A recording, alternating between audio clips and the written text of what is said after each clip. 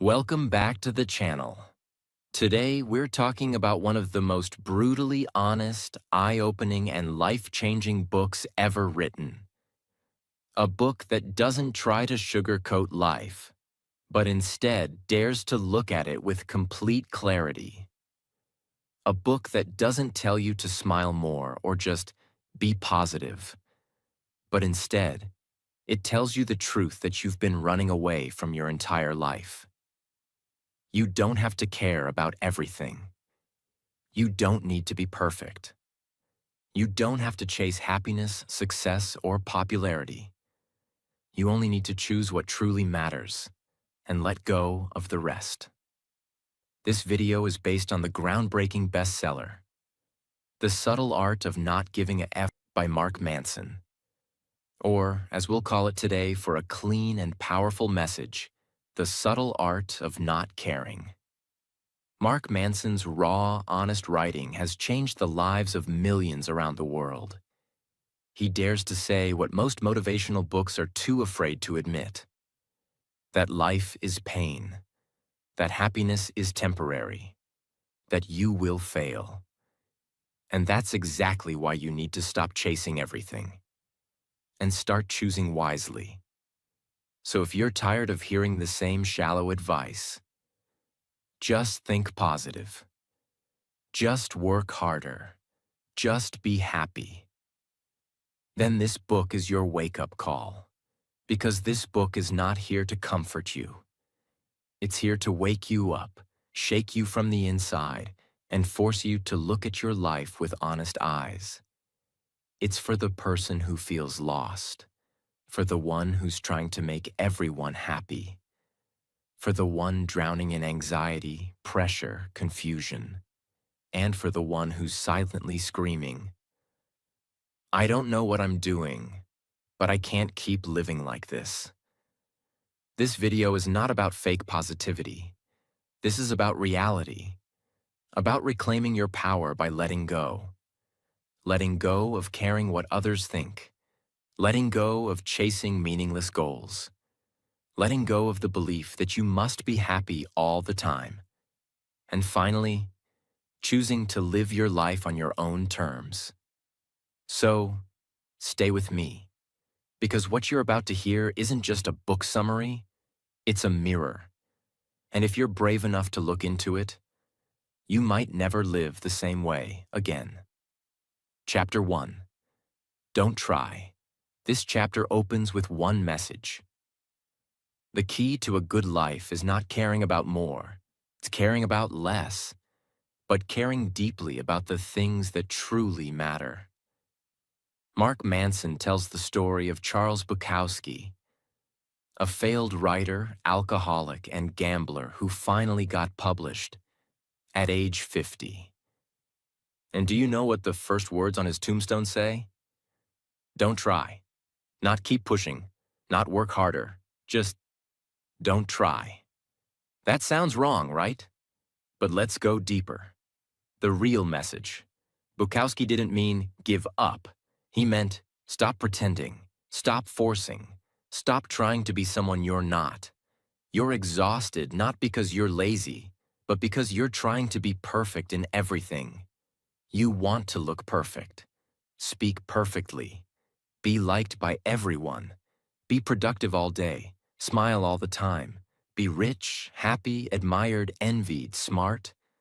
But do you even care about any of that? Or are you just trying because the world told you, you must? We live in a world that says, try harder, grind harder, be better, be more. But here's the honest truth this chapter gives you. The more you chase being better, the more you tell yourself you're not enough. Trying too hard to be perfect, positive, rich, famous, admired is actually a sign that you don't love yourself. It's a form of insecurity dressed as ambition. Let's say there's a girl named Emily. She's 24. On Instagram, she posts happy photos every day, smiling with friends, posting quotes about living your best life. But when the phone turns off, she's alone, empty, confused, because everything she posts, it's for others, not for herself. She's not trying to be happy. She's just trying to look like it. She's trying so hard that she's forgotten who she really is. Now compare her to someone like Daniel. Daniel doesn't post often. He works on what matters to him. He says no to drama, no to pressure, no to fake perfection. He's not trying to impress. He's just living what he cares about. That's the power of not trying. The deepest lesson. Stop trying to be impressive. Start being real. Don't chase 100 goals. Choose 3 that truly matter. Don't try to please 100 people. Care about 5 who truly know your heart. And most of all, stop trying to avoid pain. Stop running from your flaws. Accept them. Live with them. Grow through them. Because when you stop trying to be someone else, that's when you finally become who you truly are. Don't try to, instead, impress everyone, be honest with a few people. Look perfect online. Be real with yourself. Always be productive. Focus on what matters. Avoid pain and flaws. Accept them and grow from them. Copy others. Discover your own values. We care too much about things that don't matter, and not enough about the things that do. So here's your wake-up call. Let go. Breathe. You don't need to be amazing. You just need to be you. And care about the right things. That's the beginning of real freedom. That's the first step to power. And that's how this journey begins. Chapter 2. Happiness is a problem. Most people think happiness is the goal of life. They say, I just want to be happy. So they chase it. They chase more money, a better body, a bigger house, more likes, more attention, more success, thinking that someday happiness will arrive like a reward. But here's the brutal truth of this chapter. Happiness is not a goal. It is a byproduct of solving meaningful problems. Let that sink in. You don't become happy by running from problems. You become happy by solving the right ones. Mark Manson explains that life will never be problem-free. There's no version of your future where everything is easy, calm, and painless. If you're poor, you have money problems. If you're rich, you have bigger financial responsibilities and trust issues. If you're single, you feel lonely. If you're in a relationship, you deal with fights, jealousy, and compromise. If you're unknown, you feel invisible. If you're famous, you're judged 24/7. Every version of life comes with a different kind of pain. The only choice you have is, which pain are you willing to live with? Let's say there's a guy named Adam. He works a regular job, earns okay money, but he dreams of being rich. He says, once I'm rich, I'll be happy. So Adam quits and starts a business. Now he's stressed 24/7. He doesn't sleep. He's scared of failing. He argues with his family. He feels alone. Now Adam is not free. He's in pain. But here's the twist. That pain is not a mistake. It's the price of meaning. If Adam is solving a problem he cares about, if he's building something that matters to him, then that pain becomes fuel. It becomes worth it. But if he's just chasing money and he doesn't care about the work, that pain becomes suffering, and he quits. The secret is not to avoid problems. The secret is to choose the problems that make your life feel meaningful. Working out is painful, but if you care about health, that pain feels good. Writing a book is hard, but if you care about your story, that pain feels beautiful. Raising a child is stressful, but if you care about love, that stress becomes worth it. Happiness means no problems. Life always has problems. If I get rich, I'll be happy. More money, different problems. Success ends my pain. Success brings new pain. Happiness comes from outside. Happiness comes from solving what matters. The question to ask yourself: what pain am I willing to suffer for? What problems feel worth solving every single day? That's your path. That's your happiness, not in escape, not in perfection, but in meaningful struggle. The quality of your life is determined by the quality of your problems. So don't chase a pain-free life. Chase a purposeful life. Choose better problems, and happiness will follow you silently. Not as a goal, but as a result. Chapter 3. You are not special. This chapter is like a slap in the face, but it's the kind of slap you need to wake up from the lie you've been sold your whole life. We've all been told, you're special. You're amazing. You can be anything. But Mark Manson says, that belief is hurting you, not helping you. Why? Because if you think you're special, you believe your problems are unique. You believe no one understands your pain. You think you deserve more than others, without doing the work. Brutal truth. Feeling special is often a mask for insecurity. Believing you're better than others is just another way of running from your flaws. The more you think, I'm different, the harder it becomes to accept normal human pain. You feel entitled. You feel angry when life doesn't treat you like a hero. You compare constantly. You wonder why others succeed and you don't. And deep down, you blame the world, not yourself. Let's meet Sarah. She grew up being told, you're special. She was praised for every little thing. So now she expects life to treat her like royalty. But the moment she enters the real world, she sees rejection. She sees competition. She sees failure. Instead of adapting, she feels insulted.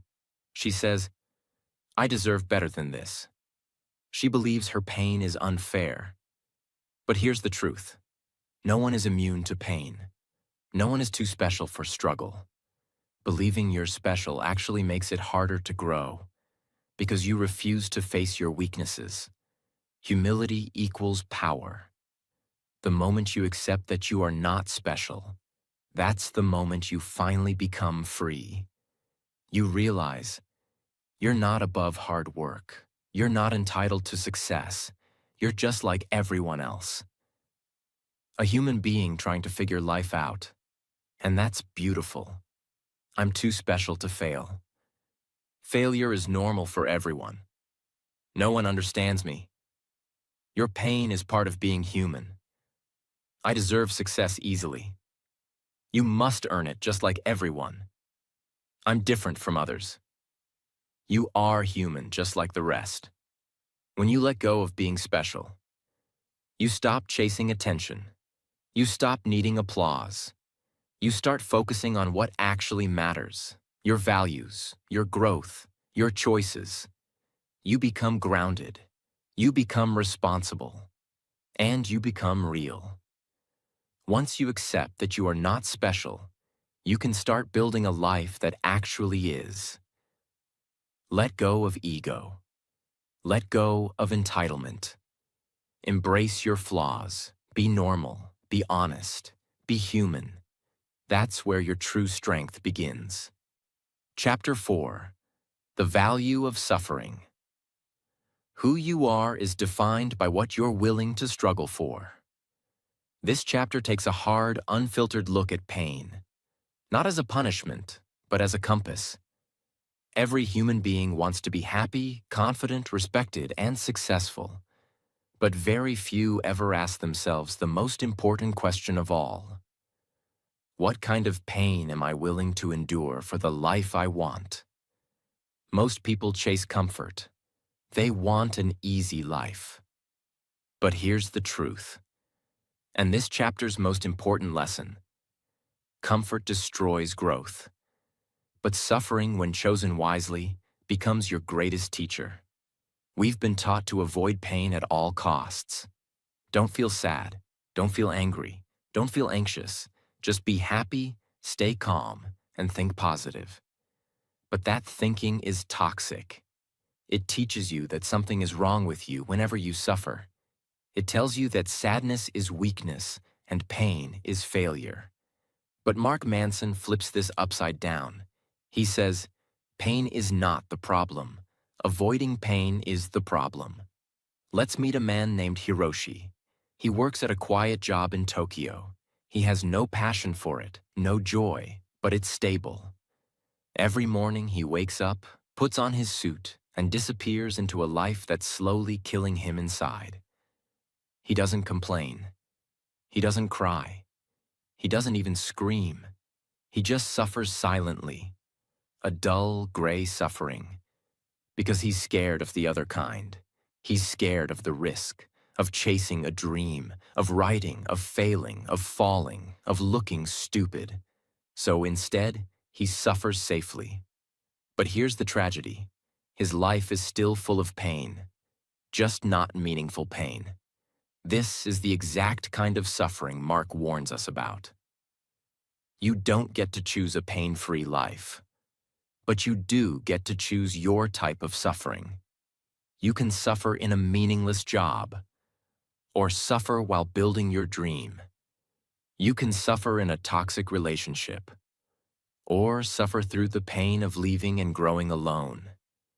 You can suffer from fake confidence, or suffer while building real courage. The key is not avoiding pain. It's choosing the pain that leads to something worth living for. Pain means I'm broken. Pain means I'm growing. Happiness equals no suffering. Happiness comes from meaningful suffering. If I avoid pain, I'll be okay. If you avoid pain, you avoid growth. Struggle is bad. Struggle is necessary for building your values. What pain in my life is teaching me something meaningful? Don't run from it. Face it. Learn from it. Let it shape you. Because your pain has a purpose. If you're willing to look directly into it, that pain can give birth to a version of you that nothing in the world can break. What we choose to care about, what we're willing to suffer for, defines who we are. So don't ask, how can I avoid pain? Ask, what am I willing to suffer for that will make me proud at the end of my life? Now let's keep going, because what comes next will shake your beliefs even more. Chapter 5. You are always choosing. Everything you do, everything you feel, everything you are, is a choice. This chapter teaches a radical truth. Even when you feel powerless, you are still choosing. Even when life feels out of control, your reaction is still yours. Most people don't want to hear this. They want to believe that their suffering is someone else's fault, that their failure is because of the world, that their sadness is caused by others. But Mark Manson challenges you to take complete ownership, not just for your actions, but for your reactions, emotions, and identity. During World War II, Viktor Frankl was sent to a concentration camp. He lost his family. He was tortured, starved, and treated like he was nothing. But he realized something that changed everything. His freedom to choose his response could never be taken away. He said, "Everything can be taken from a man but one thing, the last of human freedoms, to choose one's attitude in any given set of circumstances." Even in hell, Viktor Frankl chose dignity. He chose to live with meaning. He chose to see suffering as a path to purpose. No matter what happens to you, you still get to choose your response. You still get to choose how you speak, what you focus on, and who you become. You are not responsible for everything that happens in your life, but you are always responsible for how you react to it. Let's say there's a woman named Jasmine. She grew up in a broken home. Her father abandoned the family. Her mother struggled with depression. And now, as an adult, she feels angry all the time. She says, "It's not my fault, I didn't choose this pain." And that's true. But here's the shift. She may not have caused her pain, but she still has to choose what to do with it. She can stay bitter, or she can heal. She can blame forever, or she can build herself. That's the moment her life changes. When she stops waiting for someone to fix her and starts taking responsibility for her next move. It's not my fault. It may not be, but it's still your choice. I didn't choose this pain. No, but you choose what to do with it. Life is unfair. True, but you still choose how you show up.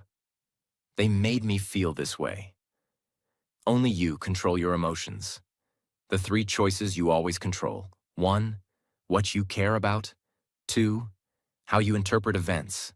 3, what you choose to do next. These choices are your power. And no one, not your past, not your family, not your failures, can take that away from you.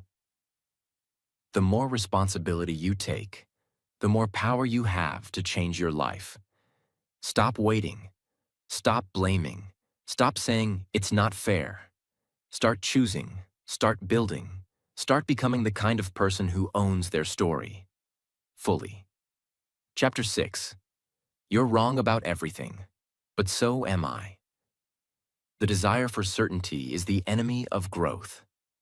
This chapter begins with one of the most shocking but liberating ideas in the book. You are wrong. I am wrong. We are all wrong. And that's okay.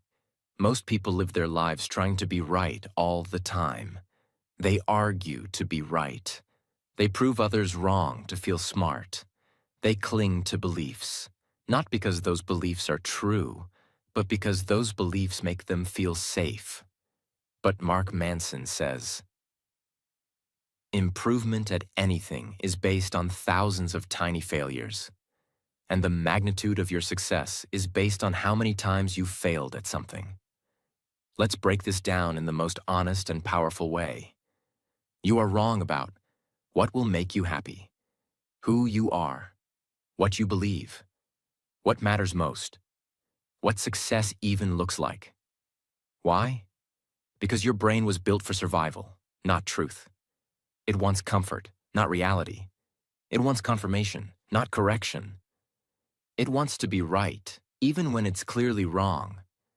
Imagine you're given a map of London, but you're actually in Paris. You try to navigate the streets using that London map. You keep getting lost. You get frustrated. You say, "The world is confusing." But the truth is, you're not confused. You're using the wrong map. This is how most people live. They're trying to solve life using beliefs and assumptions that are completely outdated, wrong, or inherited. They think money will bring peace. They think relationships will fix their emptiness. They think success will heal their low self-worth. But all of these are based on bad mental maps. Mark Manson is not saying you should never believe in anything. He's saying you should constantly question your beliefs, because only by questioning, you grow. Growth comes from admitting, I might be wrong, but I'm willing to learn what's right. I know who I am. I'm still figuring out who I am. I need to be certain before I act. Action creates clarity. I was always taught this. Maybe it's time to update that belief. I'm right. They're wrong. Maybe we both have something to learn. Let's say you believe, I'm not good at public speaking. That belief may come from one bad experience in 10th grade. Maybe someone laughed at you. And now, for years, you've told yourself, I can't speak in front of others. But is that true? No. It was just a moment, not a truth. but you turned it into a belief, and now it shapes your entire life. This chapter teaches us to say, maybe I was wrong about myself. Maybe I'm not scared of speaking. Maybe I'm scared of judgment. Maybe I can change. Maybe I can learn. This mindset is how people become free. Growth is not about finding the right answer. Growth is about constantly replacing wrong answers with slightly less wrong ones. So don't be afraid of being wrong. Be afraid of staying wrong. Let your ego die, so your truth can live. Chapter 7. Failure is the way forward. If you're stuck in life, the solution is simple. Fail more, fail faster, fail forward. This chapter destroys the myth of instant success. Most people think, if I fail, it means I'm not good enough. If I fail, I should quit. If I fail, I'll look stupid. If I fail, people will laugh at me. But Mark says, failure is not the opposite of success. It is the path to success. A study once compared two groups learning to type. Group A was told, type perfectly, avoid mistakes. Group B was told, type fast. Make mistakes. Just keep going. Guess who improved faster? Group B. Because the more they failed, the more they learned. They got immediate feedback. They didn't get stuck. They got better by doing, not by waiting to be perfect. Most people are stuck because they don't begin. They say things like, I'm not ready. I need more information. What if I fail? So they keep planning. They keep watching. They keep waiting. And life passes them by. But this chapter teaches, the only way to build confidence is to act before you feel ready. Progress comes from motion, not from motivation. Every success you admire, every author, artist, entrepreneur, or athlete is the result of thousands of invisible failures. You see their highlight reel, but you don't see the rejected manuscripts, the lost clients, the sleepless nights, the failed products, the public embarrassment. Yet they kept going. Not because they were fearless, but because they were willing to fail for what mattered. I should avoid failure. You should learn from failure. I'll wait until I feel ready. You'll never feel ready. Start anyway. If I fail, I'm a loser. If you fail, you're learning. Success is about being smart. Success is about being consistent through failure. The 3 golden rules from Chapter 7. 1. Action greater than motivation. Don't wait to feel motivated. Take action. Action creates momentum. 2. Mistakes. Data. Every failure teaches you something. Pay attention and adapt. 3. Progress equals messy. It's not supposed to be clean. If your journey looks messy, you're doing it right. Let's say someone starts a YouTube channel. Their first 20 videos get 10 views each. They feel embarrassed. They think, maybe I'm not good at this. But what they don't realize is, those 20 failures are the tuition fee for their success. Every bad video teaches them better editing, better storytelling, better titles, better confidence. And one day, their 21st video goes viral, and everyone says, wow, they're so lucky. But they're not lucky. They're trained by failure. That's the real path. Don't hope for success. Hope for good problems. Because every success is built on a mountain of failures. And every mountain is climbed one failure at a time. Don't fear failure. Fear regret. Fear waiting too long to start. Fear living a life where you never gave yourself permission to try. Chapter 8. The importance of saying no. The mark of a mature person is the ability to say no to things that don't matter, and yes to things that do. This chapter is not just about boundaries. It's about freedom. We live in a world where everything demands our attention. notifications, expectations, invitations, opinions, social media, work pressure, family drama, people pleasing. And most people never say no because they're afraid. Afraid of missing out, afraid of hurting others, afraid of being disliked, afraid of looking rude. So they say yes to everything and end up miserable, scattered, exhausted, and lost. Mark Manson flips this mindset and gives you the truth. Every time you say yes to something that doesn't matter, you're saying no to something that does. Most people think saying no is selfish, cold, rude. But in truth, saying no is the most self-respecting and life-clarifying decision you can make.